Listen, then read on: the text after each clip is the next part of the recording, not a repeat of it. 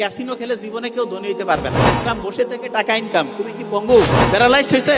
ভিক্ষার থালা নিয়ে মসজিদের সামনে দাঁড়াবা যে আমি জুয়া খেলা বাদ দিচ্ছি, সত্যি কথা সবাই টাকা দিবে, আমি বলে দিব। আচ্ছা, ওই যে ক্যাসিনো খেলার মধ্যে অনেকে, আমি হাত উঠাইতে করছি না, এখানে হাত উঠাইতে হবে না। ক্যাসিনো খেলার মধ্যে অনেকে আছে না, ক্যাসিনোতে, এইটা খারাপ জিনিস। শোনেন, একটা জিনিস বলে রাখি, ক্যাসিনো খেলে জীবনে কেউ ধনী হইতে পারবে না। হ্যাঁ, একজন দুইজনকে ওরা ইচ্ছা করে ধনী বানায়, ওকে দেখায় যায় যে ক্যাসিনো খেলে ধনী হয়েছে, তুমিও অবাক, জীবনে হইতে পারবেন না, ফকির হয়ে যাবেন। কম্পিউটারে দেখে আপনার মনে করেন পকেটে 20 টাকা আছে, ক্যাসিনোতে চেহারা আপনার দেখতেছে, ওরা ডিসিশন নিল যে চেহারাটা একটু খুশি করে দাও তো, হঠাৎ করে 3000 টাকা জিতে গেছে। এই তো আপনি নাচানাচি শুরু। আপনাকে দেখে আপনার বন্ধু বান্ধব কাছে, কিভাবে দোস্ত কি খাবা, আসো সবাই মিলে গল্প করি, হেভি খুশি।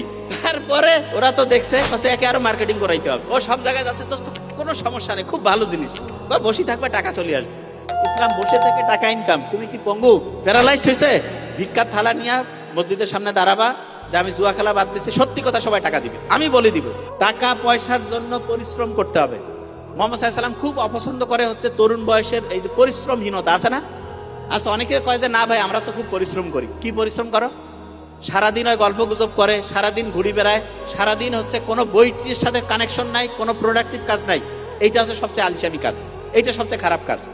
আচ্ছা, এখানে যারা যারা আছেন, এই যে যারা ইয়াং, অনেকেই বলে যাবে আমার তো সুযোগ সুবিধা নাই, আমি কি করব।